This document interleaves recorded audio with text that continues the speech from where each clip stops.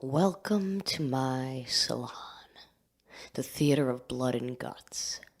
What you're about to hear is, of course, all true. So just try to get comfortable, pretend I'm right there in your living room, and be glad, be very glad that this story is not about you.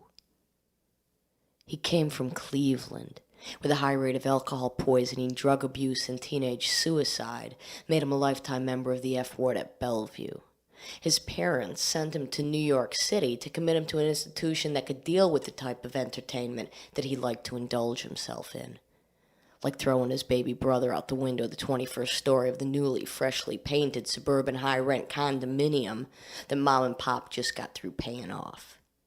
An addict by 14, he had already been diagnosed as dangerous and a threat to society since becoming an active member in several schools practicing sadomasochistic rituals, which he would practice on himself and various others, unfortunately, within firing range. I met him on the Bowery one night in '77 when I tried stamping out a bum he had just set on fire. Knowing that it wouldn't be long before the bum and he traded places, I tried arguing in favor of salvaging the human wreck smoldering on the sidewalk. Hearing nothing of this, he begins screaming at me in a piercing falsetto. "I am the beast! 666! Puta! Puta Diablo!" while attempting to torch my beautiful raven locks with a Bic lighter wielded as one would a blowtorch. Wrestling the beast to the ground with a series of damaging elbow smashes, he began giggling hysterically, drooling and coughing, spewing liquored spitulettes all over my face and neck. Disgusted with his rancid behavior, soured by his breath, I retaliated by chewing up a big wad of Oreo cookies mingled with Jack Daniels, which I splattered across the front of his white sleeveless t-shirt. Diving at me, he smashes us both into the side of an oncoming '67 Cadillac, which comes to a screeching halt. Out piles a drunken American Indian with a speech impediment, laughing at what he mistakes for a lover's quarrel. He invites me and my newfound wrestling tag team partner to get in. What we need is a little cruise. Hey, yeah. How about taking a ride with me up to Central Park? I gotta see a man about some horse. And not being able ever myself to pass up forward motion, movement, speed, or sleaze, I barrel right into the back seat, dragging the drunken dwarf with me as some kind of prophylactic against my own disease. We're riding across town, tailgating taxi cabs, spitting shit out the windows, looking for somebody more fucked up than we are to pick on, to pulverize, to pervert. We pull over to piss up against the piers along the West Side Highway, lighting up a joint, kicking back some jack, and slowly we're surrounded by a gang of beautiful, queeny Puerto Rican rent boys rallying around to check out the freaks. Yo, the freaks come out at night, baby. Yeah, what with a 42-year-old American Indian with hair down to here, low-slung hip huggers, no shirt or shoes, doing a rain dance on the gravel. A squad escapee from Bellevue, Hitler, haircut, holes in shoes, passed out and pissing on the hood of the caddy, dick still dribbling the spent alcohol, and me. And three of the older, harder queers come sauntering over, looking me up and down, making baby faces at me, whistling, ooh, Miss Rough Trade, you pimpin', baby, you pullin'. And then they all start in laughing, one or two of them bending over, lifting up their short spandex skirts and showing me those juicy, well-shaved assholes, which they're puckering in and out, shouting out a menu of prices and talents and specialities of the house, and what $5 can buy. And what you can do for $5, and how with $5 you can help them to try and buy their way out, bust their way out, past the scum-encrusted fuckhole of ugly urban landscape, where the easy way out is usually the quickest way out. Is usually a one-way ticket to Rikers or Sing Sing, or sailing out on the rusty end of a dull knife blade or a bullet hole or a needle tip, far, far away and flying somewhere above it all, above all the bullshit and dribble and doublespeak of do-nothing lifelines, that are often inherent, apparently genetic, runs in the family, right?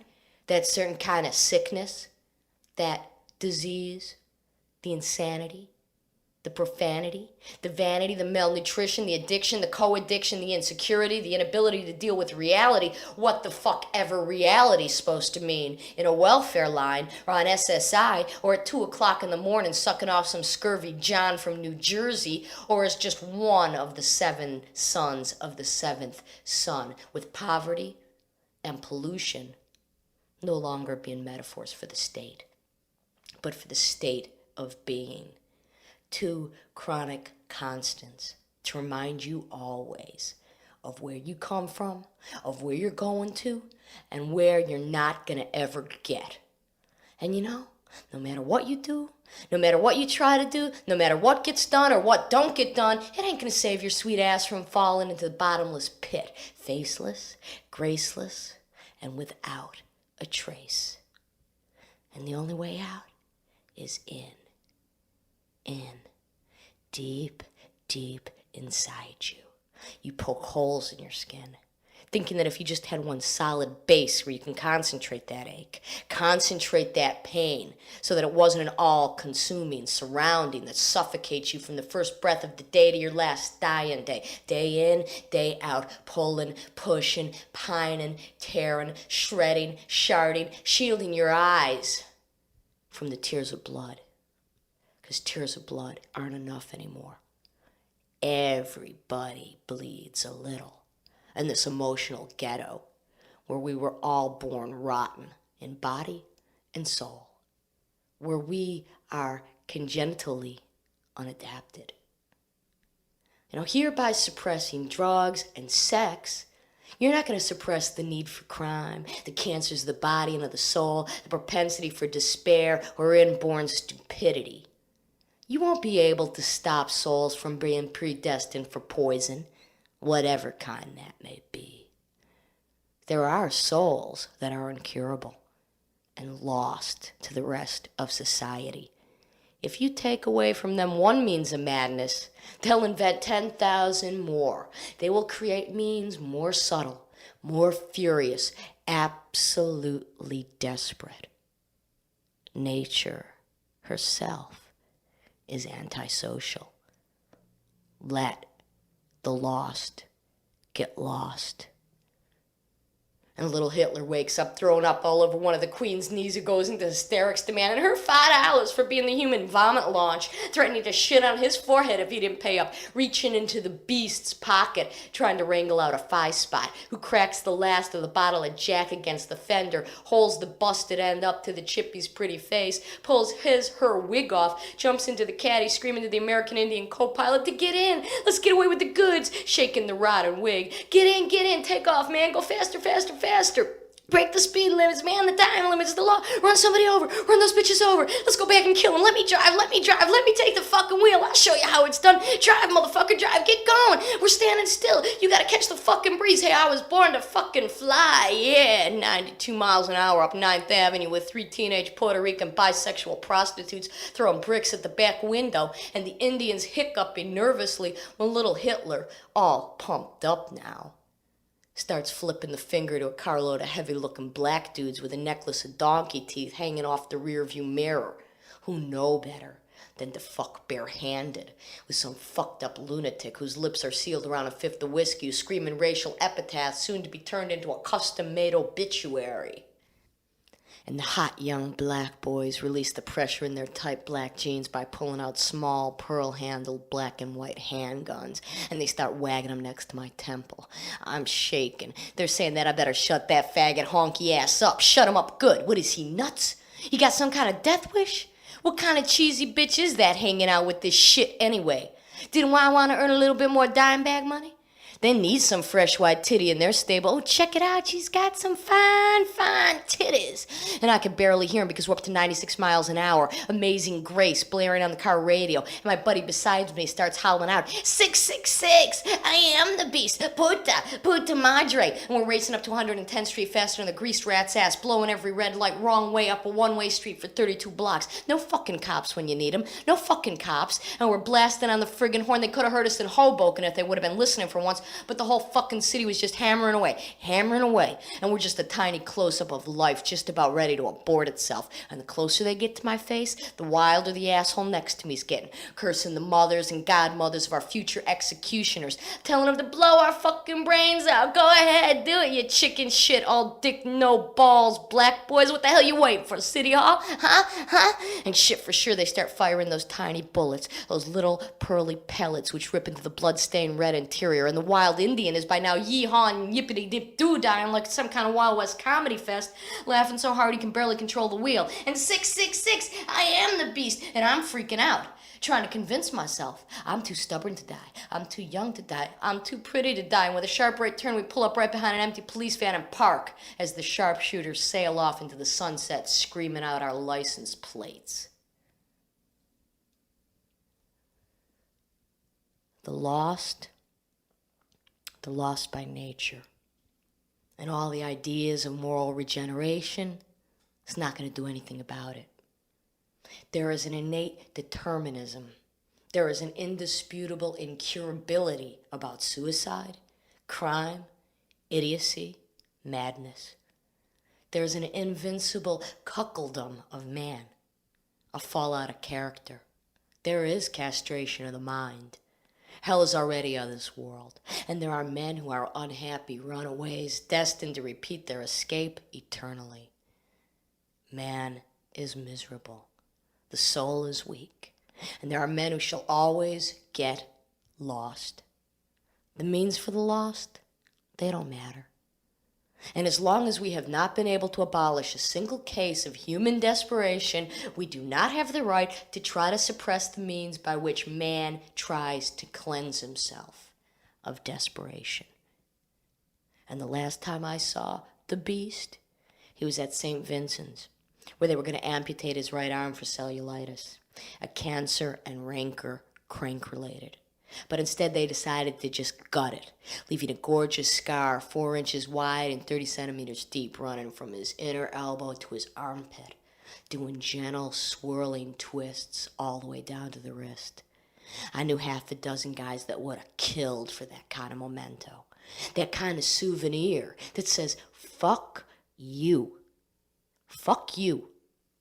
I'm a survivor.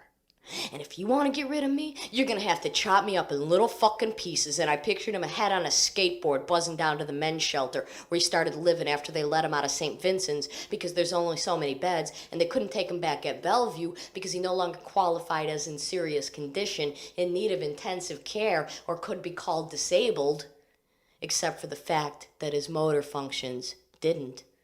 The therapy left him pallid and weak, and he was constantly hallucinating with fevers and delirium caused by the treatments, the painkillers, the morphine, the Thorazine, the Xanax, the Ritalin, the Percodan, the Placidil, the ketamine, the antipsychotics, the antidepressants, whatever it is that it takes to placate you into a permanent stupor, a sedation, torpor.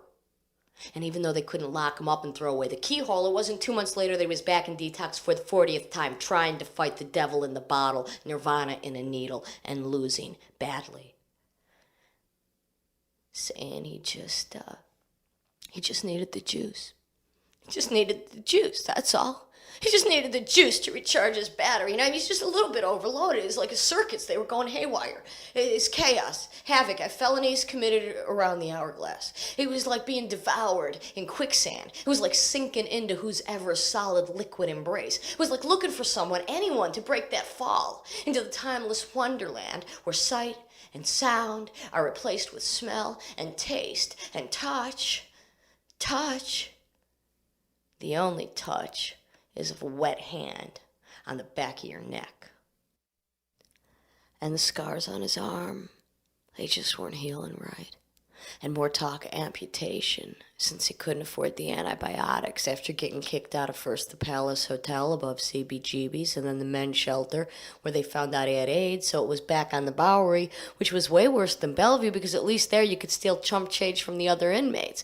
But in no way was it as bad as Rikers, where when he got busted for selling dope on the corner, he had the misfortune of running into the same Puerto Rican fags he puked on at the piers who proceeded to gang rape him with a Coke bottle, requiring 24 stitches to close the bloody, crusty wound, but he was released immediately after that, and even managed to pick up a trick or two on the way back to the city.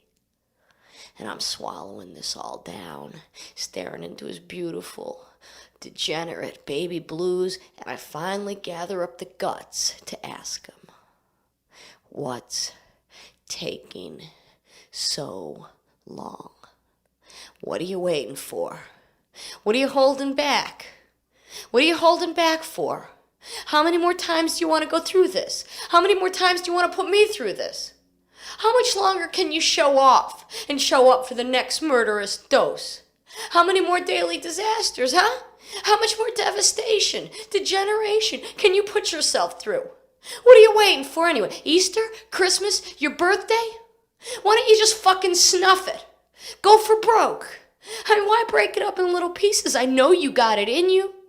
It ain't like you ain't got the fucking gall or the balls, or that you haven't been trying to fucking kill yourself for every single day since 10 years before I even met you. And he looks up at me, all watery and wounded, and says, it's because I'm scared, okay? I'm scared. I'm scared that when I pass on, that they're going to call me up on all the false starts, all the half-assed attempts, that they're going to make me stand in line with my pants down around my ankles and show the world that I was just another picture postcard depiction of a professional loser. Yeah, all the markings of a two-bit gambler, petty thief, hustler, a cheater, a liar, a nobody. You know, it's nothing I got any control of. I mean, it doesn't control me. It's not that I'm crazy. It's just that something I can't seem to master. You know, it seems to want to master me. It seems to master mistakes and disillusion and dementia. You know, it's like an addiction. It's like an addiction to adrenaline that keeps forcing me to draw and cross that thin blue line dividing reality from insanity, safety from harm, life from death. And he's calling out to me, you know, maybe you just don't understand, okay? How can anybody understand? It's just a classic case. Wrong place, wrong time, right guy. And the next time I see him, he just might be smiling, yeah, smiling on a mountaintop, counting corpses of all the young and old alike that didn't know when the time is right. There'll be no time left for whining or crying or self-pity. There'll be no time left for any more big fights or fuck-ups or handouts. Yeah, there'll be no more corrosive sensation in the limbs. No more muscles as if being twisted, torn. No more brittle feeling. No more wincing and cringing at any movement or sound. No more unconscious incoherence of steps or gestures or movements. No more overwhelming central fatigue. Yeah, and I'm holding it together, okay? I'm holding it together by constant willpower. He was trying to create a void so that I could progress.